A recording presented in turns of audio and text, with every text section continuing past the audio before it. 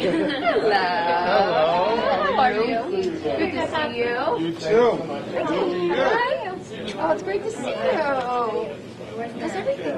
Hey, Jody, how are you? Check in. How are you? It's been a long time. Yeah, it's been a while. Hi. Not yet? No. Me either, so we know more about it than anyone else. I read it. Yeah, I did too. See you later. We'll get there. See you Sunday. Chrissy. Not just make sure that they not actually give their ticket. Right. Yeah, and if the ticket taker like and there's the thing, it'll be a whole other action, and then I'll pay myself. They do me under Lena. You can't be surprised if it comes out. Oh, I don't know. You can just check in those things. Oh, plus 3. I'm one of them. Okay. Right after I do some. So you're one of them? Yeah, it's more.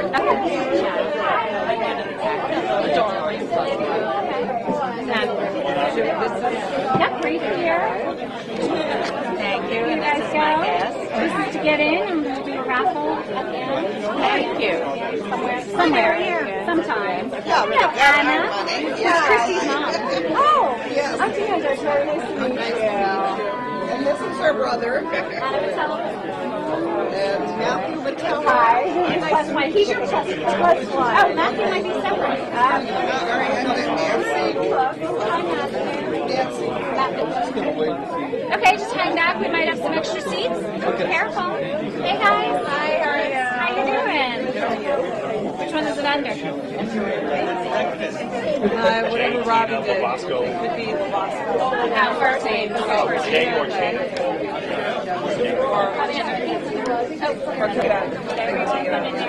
You put the whole thing in, that's fine. If it fits. In your Omaha space. Yes.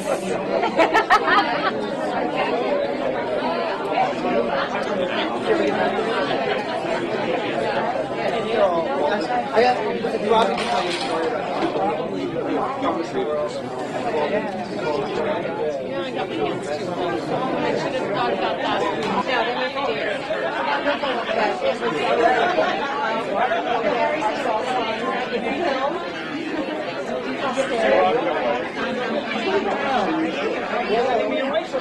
You can have her.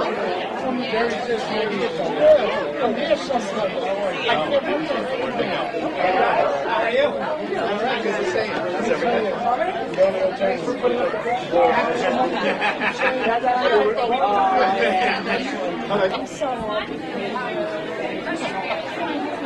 Hi, nice to meet you.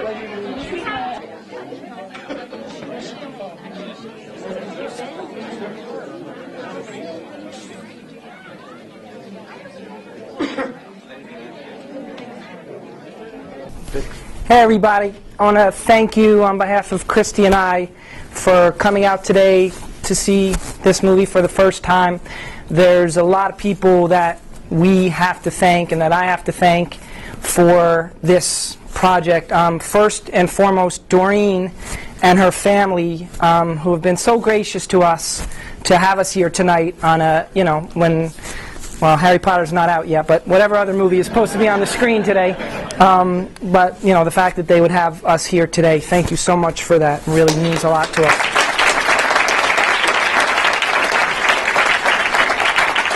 And I also want to thank, it's a privilege today for us to be here in support of Susan G. Komen Foundation. And I would like to thank Janet and Lisa from Susan G. Komen for allowing us to be a participant, and thank all of you for your donations today, which are going straight to them and hopefully can help in some way. So thank you very much.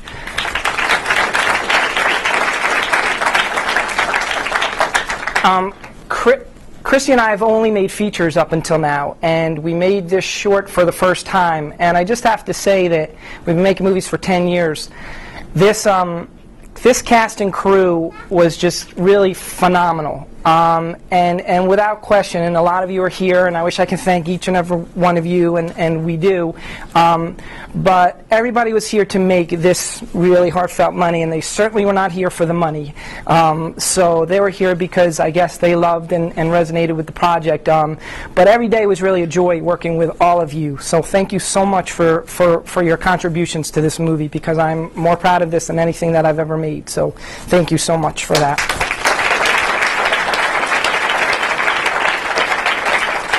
And I wish that I could thank everybody, but I'd like to at least acknowledge a couple people. Somebody that Christy and I have become very close friends with and have been there for us, her and her partner, Matt. Stephanie Uas, our co-producer, I just want to thank you for all your hard work and everything. Thank you very much.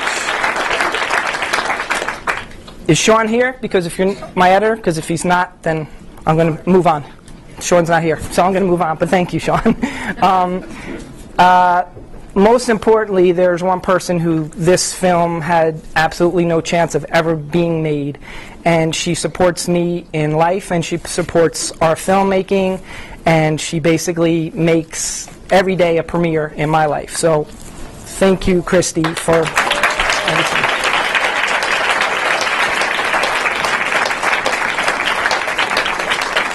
And along with that, an extension of that, there are people here today who have known me since I was born, and Christy when she was born. There are people here today that I went to high school with and middle school with, and that was 2-3 years ago already. So that's a long time that they're still here. But there are actually a big amount of people here today, and then friends from college who are like my family. Who are here as well, and now newer friends from Facebook that have sort of jumped on late but have been so supportive as well. So thank you all for that.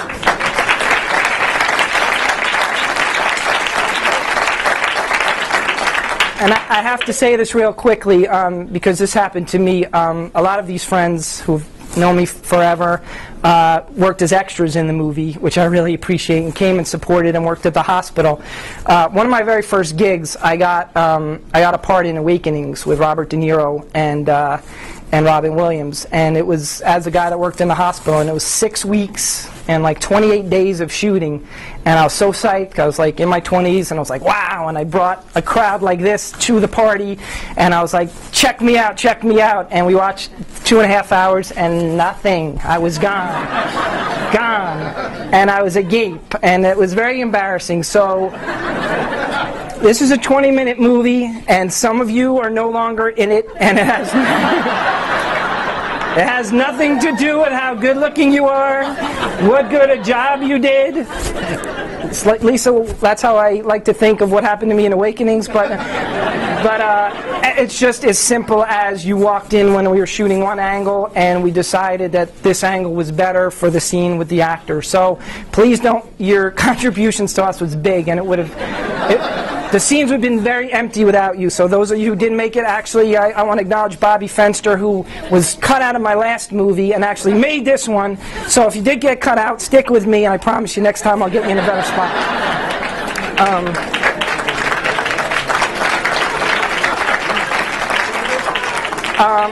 Lastly, I just want to say that the after party is, we're just going for drinks at a place called The Office, which is, if you go right by the train station, like 3 blocks away, it's right there.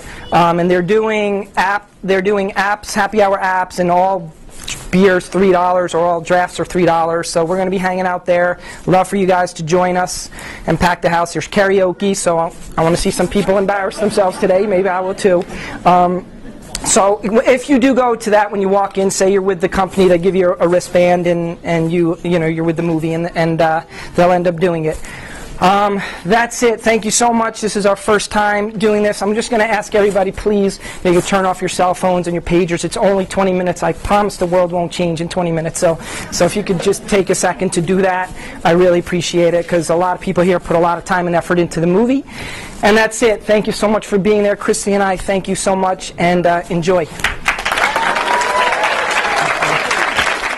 It's kind of an interesting thing, because there is a part of me that wants to develop all these wonderful characters and wonderfully acted characters.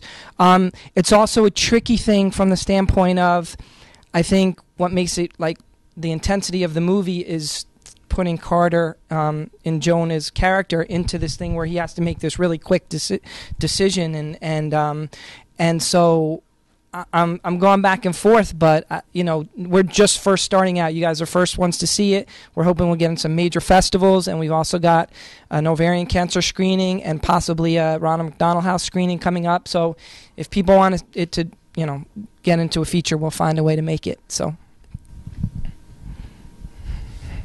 Do you all agree on the final on what the decision was or will be, or do you have your own favorite theories? You start. Is this even on? I can project. As everyone who worked with me on this movie knows. I definitely know, what I would do, I think, in the situation. But I think that everybody, when Robbie wrote the script, he didn't tell anybody what, his vision of it was. And I think that it was an interesting thing, because then I think that how, what Carter did was, what he felt he would do, and what Deb did was what she felt she would do. And I think that Robbie didn't put that on anybody and say, okay, well, this is what I intend, this is what Jonah's choice is going to be, so this is how you have to act it. He didn't do that, and he kind of let everybody just, go with it. And I think that that for me, I think, is what made their performances so real and amazing, is because they just were doing what they felt, so that's my deal on this stuff. You can project too. Yeah, I can project. All right. Yeah. Okay, then never mind. I really think that this is the dramatic equivalent of an Alfred Hitchcock movie not showing the monster. This is the drama of not showing what the ending is and what the choice is, because that's really what makes it real to everyone individually. Because if you paint the actual picture of what happened, it's very easy psychologically to just close the book, that the chapter is ended.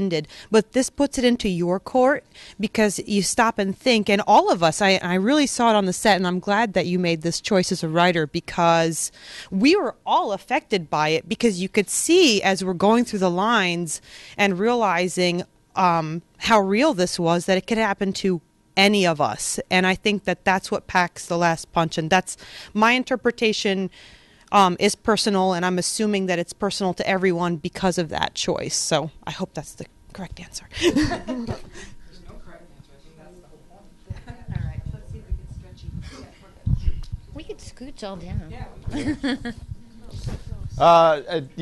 I guess everybody has their own take. I sort of took it as that the answer is kind of in the script. I mean, my personal take was that when you're in these moments of crisis, it's always hard to know how to make the decisions, and I think if you really trust your gut, or whatever you want to call it, that it's probably the place you end up last is the decision. So for me, I felt like that in the script, like the last thing that Jonah thinks and sees is what he's decided.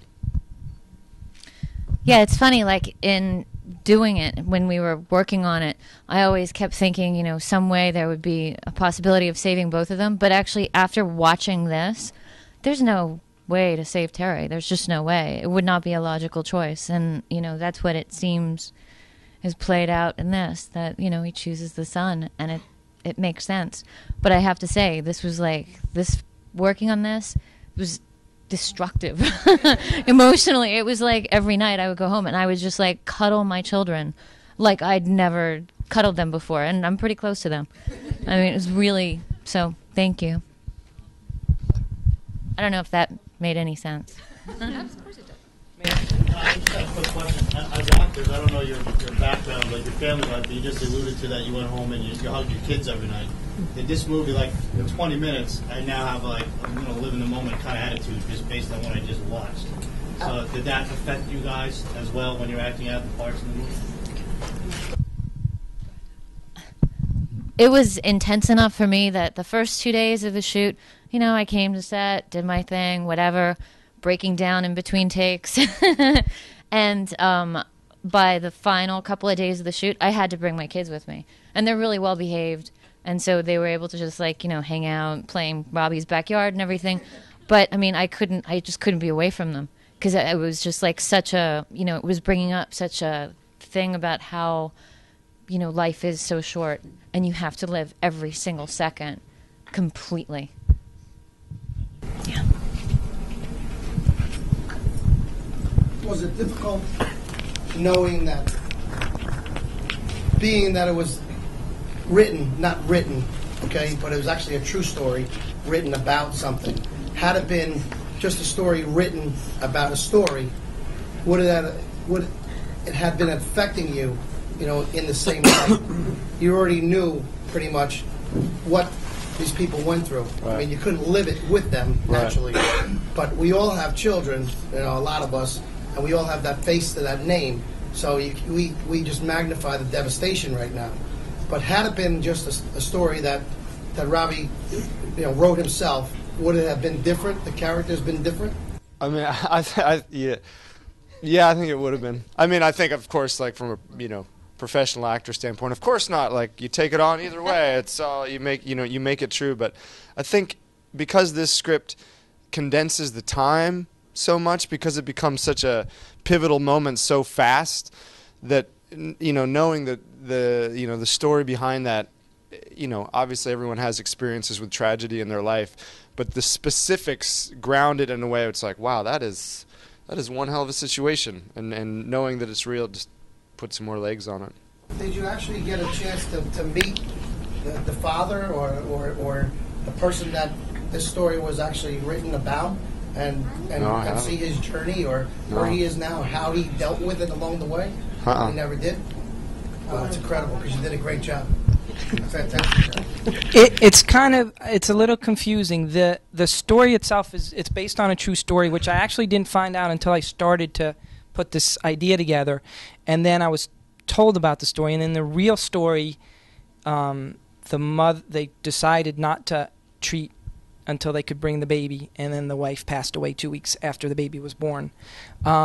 But the dedication is to a friend who actually passed away from ovarian cancer while I was doing it. And that it was someone I knew from college. And it's weird. I mean, I lost my mom to breast cancer, but so obviously I've had loss before. But when you have someone that you kind of hung with and was whatever, and they leave you, then you get to that age, you're not 20 anymore, and you're not running through walls anymore, and you're like, wow, it's tomorrow could be the next day. You don't know. So it was kind of like that. But I purposely didn't ever tell people, even though I think in my heart I know what I would do. But I think it's kind of cooler this way to let you guys, because even when we did the EPK, we didn't put it in there, a lot of it, but I asked everybody, and everybody had a different reaction, and people chose both sides for different reasons, and it was that's when I knew it was really cool, because if they felt that way, then when you have an audience of 200, how many different opinions are you going to get?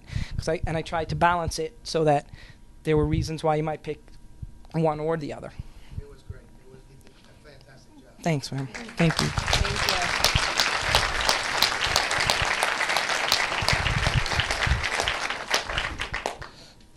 There was another choice. Mm-hmm. Was there ever an option of saving her life and then having another child, or that was? Well, we made, not that I'm giving anybody's age away, but, I didn't want to have a 22-year-old woman where it would be more likely where you might say, terminate the pregnancy. You've got a long time. You got plenty of time to go. But we've also, it was really important, Deb's character, because Deb makes a choice, Deb's character makes a choice before Jonah makes his choice. And her choice is, that's what she says, whatever you do. So he not has to honor his feelings, but he has to honor her feelings too, which may have conflicted. We don't necessarily say what Jonah would have done, but you could have gone another way, absolutely, and that's the hope. And we don't know. Somebody here may say, I think he walked out and saved Terry, and she got operated on. Somebody may say they went and aborted the baby. You don't. I haven't. I'm leaving that up to you guys to tell me what you think would have happened. Yes, Robbie. This is more of a comment, but you can add to it. What makes it really pivotal for me is that it's not just in theory. You, in a few minutes, get to know Jake. Yeah, well, I think that was real important to show him, and it's really like the religious aspect of this. I tried at least not to preach either way, because I don't think that there's a right or wrong answer. If you take the legal, the moral, all of them, I think you can make an argument for both sides. So it was real important to me to do that, but it was important to show Jake. It was important because of your reaction to maybe you can have kids later, so now what do I implement into the script that would make you maybe say, don't do this without being preachy, but I just, don't do this that way, and balance it, and have Terry say, don't do it, and look at this vibrant, really handsome, he's not here today, he was supposed to be, but, movie star looking, all-American boy, and that's what happened. That's that part of the loss, as opposed to not having his wife anymore, which I know how that would affect me if I didn't, God forbid, have that. So I tried to balance it as much as possible. Did you stay in touch with the husband that the story is based on, and the son, the child? Well, that was I sort of gotten into that later. In terms of that, like I started writing, and then Christy's friend, who's a heart surgeon, actually brought me that story because I was trying to create a scenario. In most cases, in medical situations, you'd either lose both or you save both. So I had to come up with this idea of how do I make it so you can choose. It's one or the other, and it's right there, and make that choice. And I was researching, and they came in late. Her friend Alana came in late and said, "Check out this story," and I was like, "Wow." So we never met. We actually never met the husband and actually the child, because the wife did pass away. And yeah, so we actually never met them. So Robbie had crafted the character of Jonah completely previous to finding out about the story. He was really looking for a medical scenario that would because he was thinking, I'm talking for you, sorry. No. He was thinking it would You've be heard this interesting. enough. He thought it would be interesting. A lot of times you hear stories completely from the mother's point of view. So he thought it would, when he kind of said, "Well, I have this idea," he said, "Well, I think it would be really cool to tell a story about the wife and the baby from the father's point of view." And so he, that was his. That was his thought process, and then he said, "Well, geez, I don't know of any medical scenario that would happen, and how would that be?" And he wanted it to be real. So, my girlfriend is a heart surgeon, so she was consulting with Robbie and said, "There's actually a true story that this actually happened," and gave him all the details because we wanted it to be accurate from a medical standpoint. And it's such a different dynamic, I think, and you're the only one that has actually carried one up here, but I think there's a big difference when the mother feels the baby every day and having to make that decision, as opposed to the husband who just sees these two entities that he loves, one that is unborn and one that's born, but it's two things he loves, but it's not an attached part of you. So it's kind of like really important to do that. And actually, the basis of what the story was going to be about completely from the beginning was based on Facebook, and I kind of thought it was really interesting how I would see a lot of people commenting about how much they love their children, and their children were the best thing ever, and I'm sure if I had children I would feel that way too, so I'm not criticizing in any way, but I just found it interesting how they would always say, I love my kid, but not always, it's a generalization, but less likely say, "Oh, my wife's the best," or "My husband's the best," or "My boyfriend or my girlfriend's the best." And I found that kind of interesting. I was like, "Wow, that's very interesting." So that kind of is how it was born. Is just like, well, what scenario? What if you had to choose between one or the other? And then it became medical, and then Alana's story came along. So Also, there was a line when the wife is telling her friends that she's pregnant, where she said, "Well, Jonah really wants to be a dad." Mm-hmm. And that had to even add a little bit more guilt or torment to him. Is he going to save the baby because he wants to be a dad? Is it because that's what she wanted, the wife wanted above all? That was finding those little things in every scene to make it go either way, and to have it that it's like I heartened the girls to those Sex in the City girls, and how they got along, and they went out drinking, and they were, older women, in their 30s or whatever, or whatever age. Older women in our 30s. No.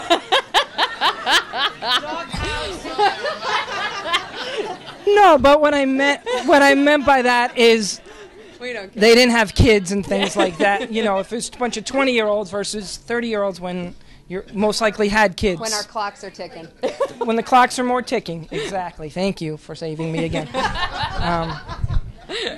Anybody else? No? Okay. Thank you all for coming. I really, if you don't feel comfortable doing it, don't. But we are creating this website, and the really cool thing about the movie, and like I said, with the EPK, is everybody's different opinion. So if anybody would like to come up here and just for 5 seconds say who you might have chosen and why, there's no right or wrong answer, but it's kind of cool to hear different people's opinions. So if you wouldn't mind doing that, that would be really great. Jody also has I think the Susan B. Komen people had a book they were raffling off. Oh, great. So. Thank you. Jody!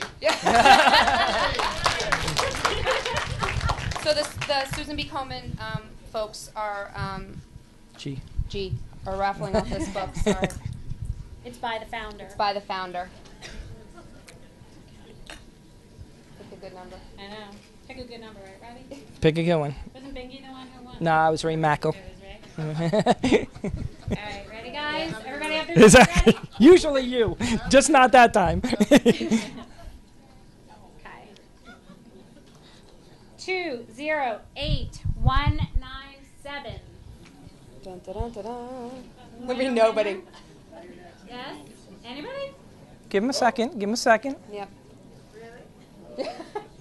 Did you win? That would be hysterical. That would actually have been very funny if you had won. All right, check again. Check again. Do it. Say it one more time. 197 is the last three numbers. Going. Ah, there's a winner. All right. All right, I'm bringing to you.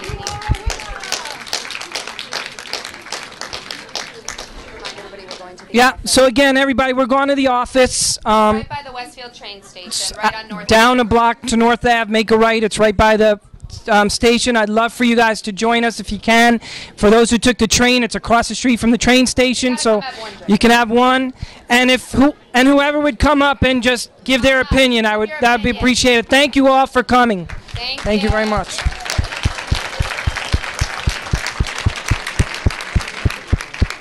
You're gonna give your opinion, right? We know your. Someone just dropped a ring. What happened? What happened? Thank you for. I enjoyed this movie. It was a very intense movie, but I think that this movie conveys a very important message that you really should live life to the fullest. Yeah, that was kind of. Our AD said that, hopefully it just, because it is. It's just like, that was what jolted me when I got the phone call that Lisa died. She was a girl I used to date, and it's like, she's gone. I was like,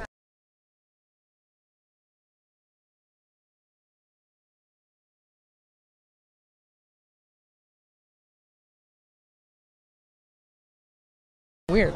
Yeah, you really have to enjoy life minute by minute. Yeah. And in my opinion, I think he chose life in terms of making sure that his son was born. Yeah. I mean, I think that there was a little foreshadowing there in that last scene when he was in the park with his son, maybe 17, 18 years later. Right.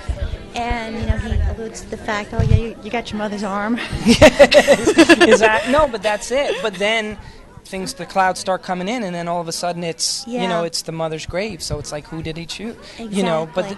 But then the son disappears. So, and we're back with her in the graveyard. So it's to me, it's like I tried to cut it down the middle as much as I could. And as a short, you can do that. That's exactly. That's the creativity that you can utilize as a director. Yes. To not have an ending and and kind of play with people's minds a little bit. People in suspense. Did he do it this way or did he do that? Because if I ended it, then it's over. Why would anyone want to see a feature? Because I already told who I chose in the short, so I'm not going to change my point of view in the feature. So I don't see that in any shorts. I'm so used to the features where there's most of the time there's a very, very clear ending. Yeah, and this was different. You know exactly what happens, but this one, it leaves it up to the mind. Yes, and that's what I wanted to do. That is so important. Yeah. In my opinion, he chose his son.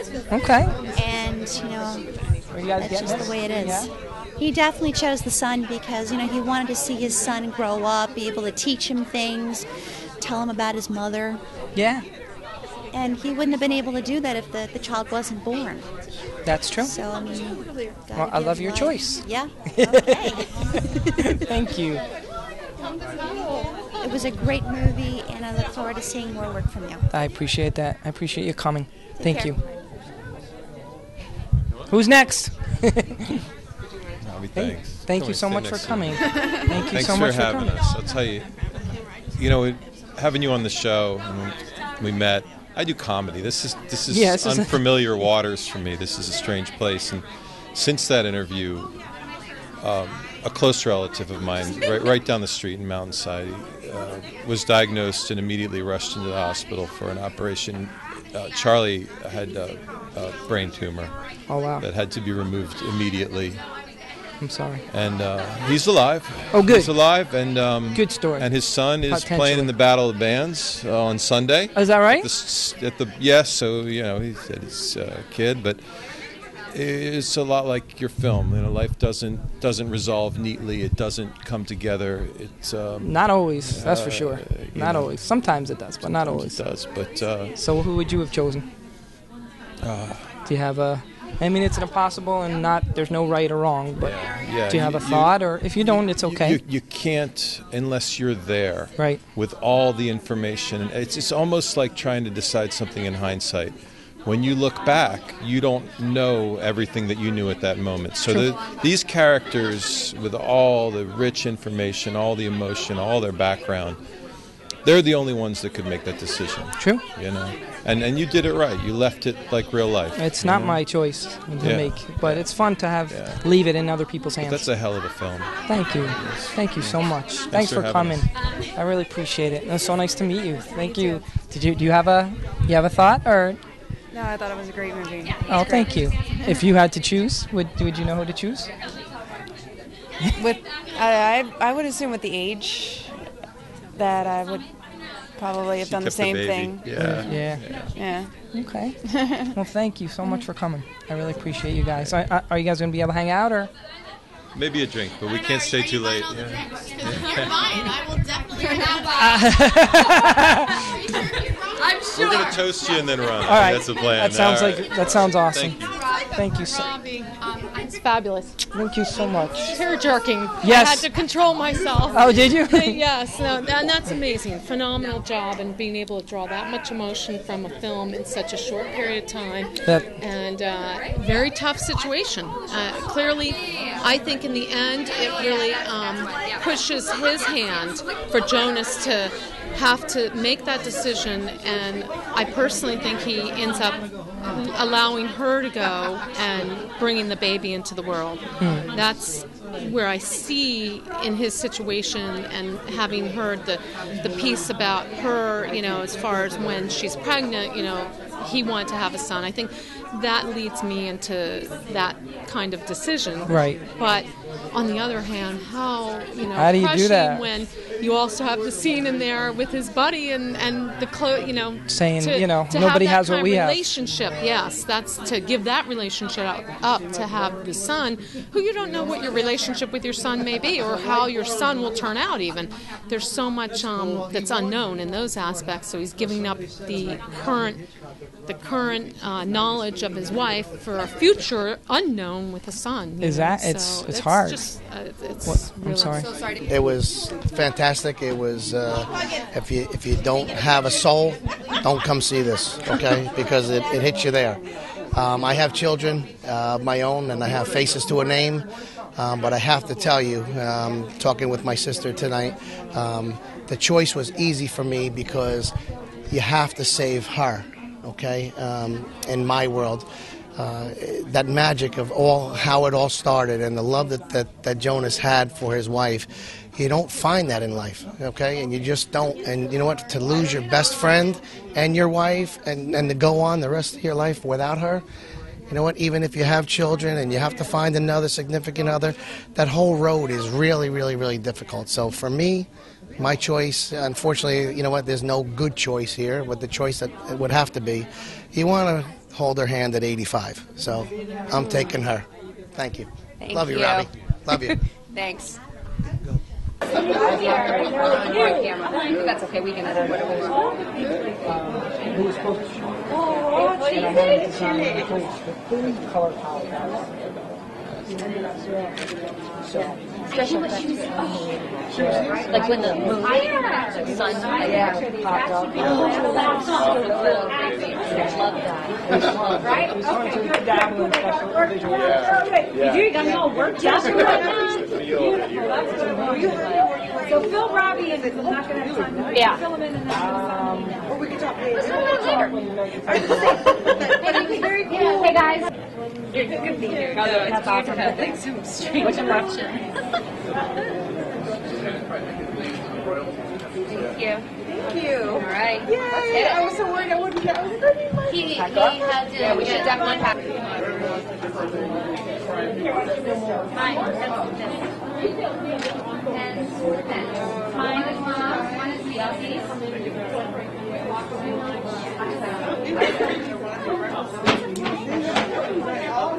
No, I had like.